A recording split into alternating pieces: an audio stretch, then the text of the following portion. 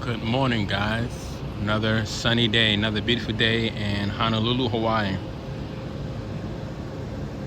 It's about 6 a.m. here. I hope everybody is enjoying their day today. Today is Thursday, the 15th of August.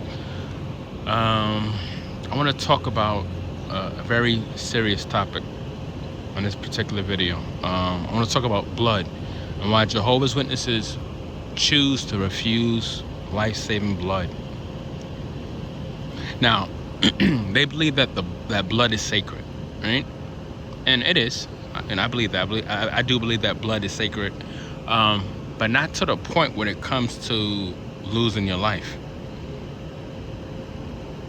To me, that makes no sense. It's like when you wake up from this cult, it makes zero sense as to why a loving God would rather you suffer and perish than for you to take life-saving blood, than for you to have a surgery that will save your life. Now, Jehovah's Witnesses will go back to Genesis 9:4. I'm pretty sure. I know Genesis 9 is definitely the chapter, but Genesis 9:4, right? When it says you must not eat blood, you must refrain from eating blood. Now, consuming blood, digesting blood is completely different from having a blood transfusion that will save your life. We're not vampires there. We're not Count Dracula, right? Like, now, going back to my young days as a J-Dub, right? I clearly remember I was such a devout witness that at one point I would have died. If I needed blood, I would have chose death over a blood transfusion. And I remember clearly saying that. This is when I used to always carry the no blood card with me when I was younger. And I always stressed that. I always stressed that if I needed blood, I would let Jehovah take my life and I would see my family in the new system, in paradise. I was a young teenager, 13, 14, saying that, ready to die for this organization. Meanwhile, you can't even do research outside of jw.org. You can't do research outside of their material, and yet you're ready to die for something that you cannot even verify is the actual truth. Make that make sense. Now, I don't have kids, but if I did, and one of my kids needed surgery to save their lives, I can't fathom. I can't fathom how parents will say, you know what? My child is not going to get a transfusion. We're just going to have to see them later on in paradise. I can't fathom how a parent would sacrifice their kid to this cult. Now, back in the days, there were so many different kings who, they would throw children in fire. They would sacrifice kids, right? By throwing them in a fire furnace, just let them burn. Little do Jehovah's Witnesses know they are doing the same exact thing. They are sacrificing their kids, just in a different way. They're sacrificing their kids to this cult, to this man-made religion, this cult. And once again, you cannot even verify that this is the actual truth. So here you have people, you have devout witnesses all over the world, right? Applying Genesis 9:4.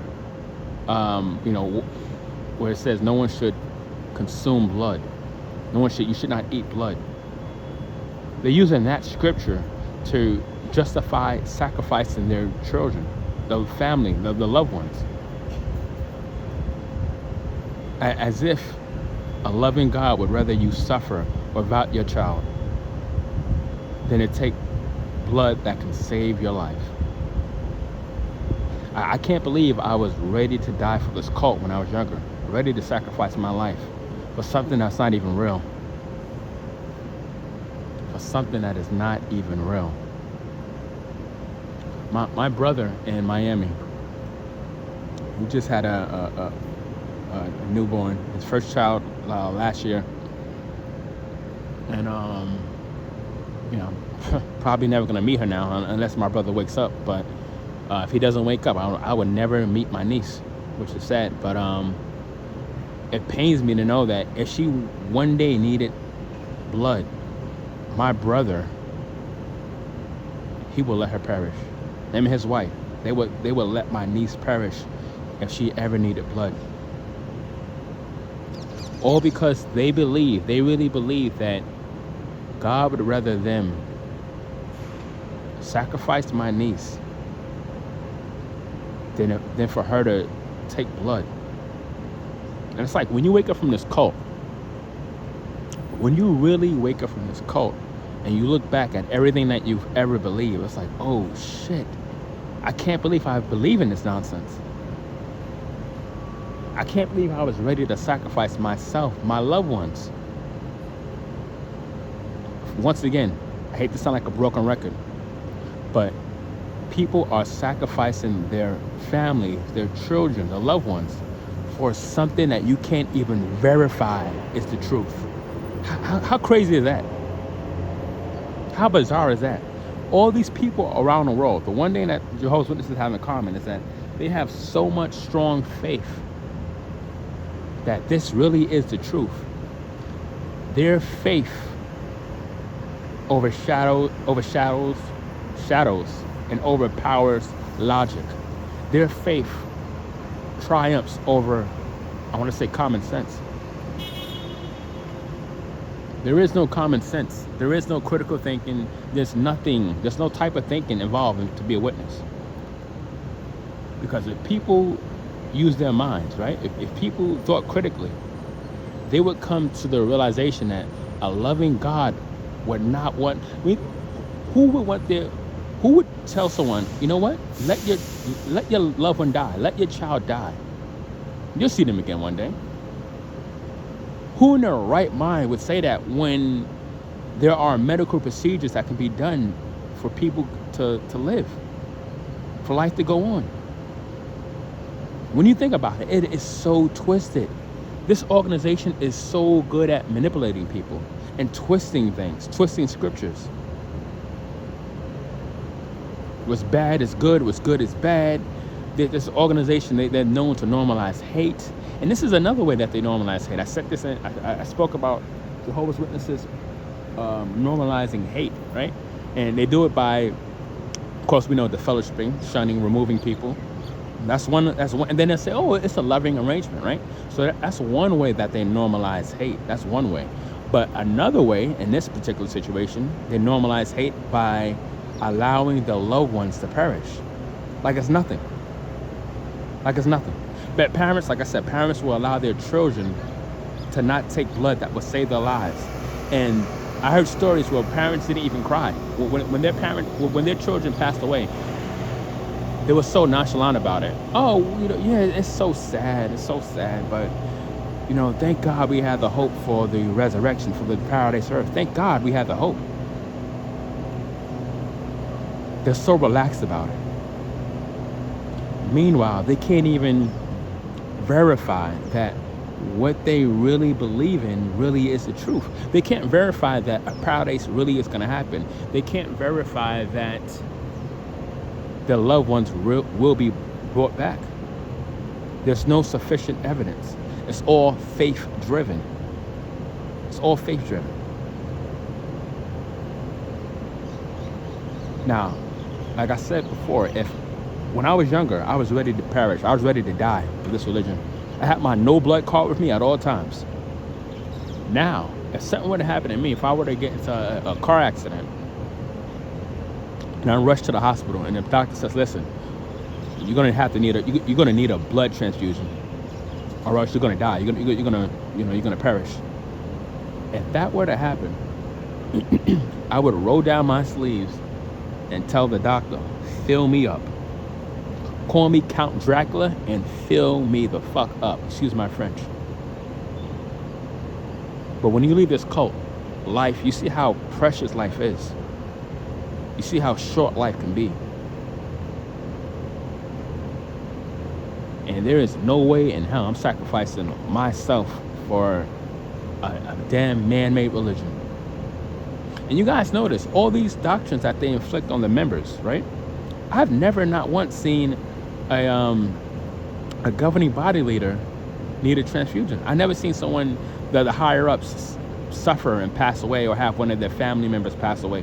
It's always the rank and file suffering. The governing body leaders, they enforce all these rules, right? But it's always the rank and file that are suffering, always. And just think that thousands upon thousands have perished from refusing blood. Thousands upon thousands. You guys remember back in the day, there was an awake where they martyred all these, oh, it's so sad. They martyred all these kids. There are all these pictures on the kid. They have all these pictures of kids on the awake article. This is back in the 90s. These kids were martyred.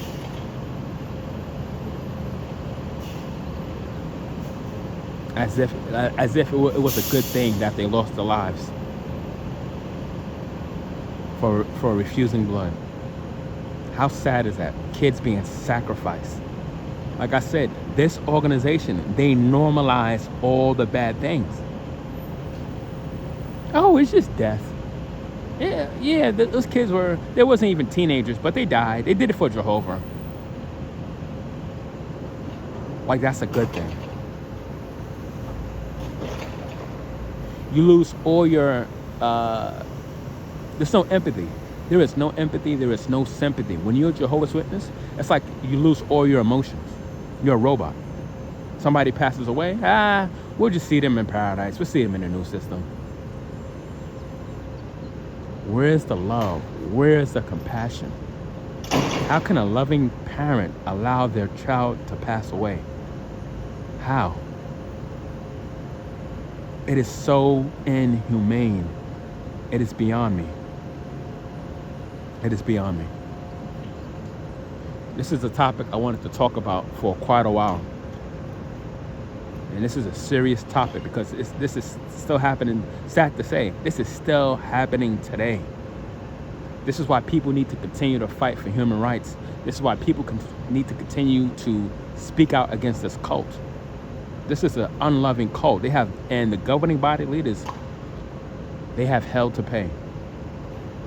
They've done too much damage. Too many lives have been taken.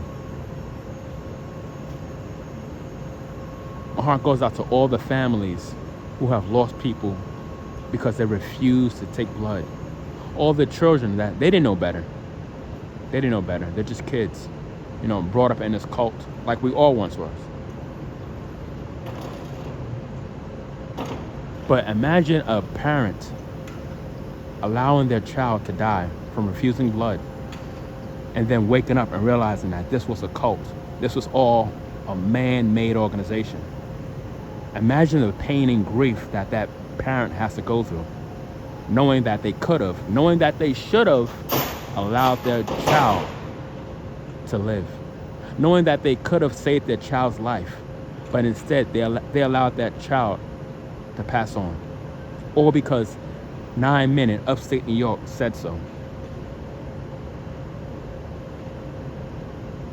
I pray that I'm alive. The day that this organization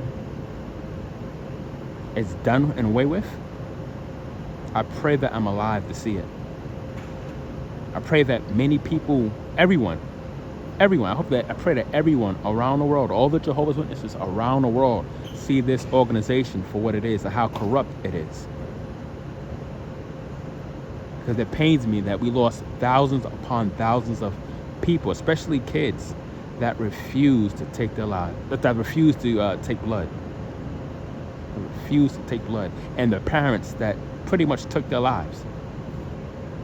Because the parents could have stopped it, but they allowed for it to happen. All because 9 men in upstate New York said so.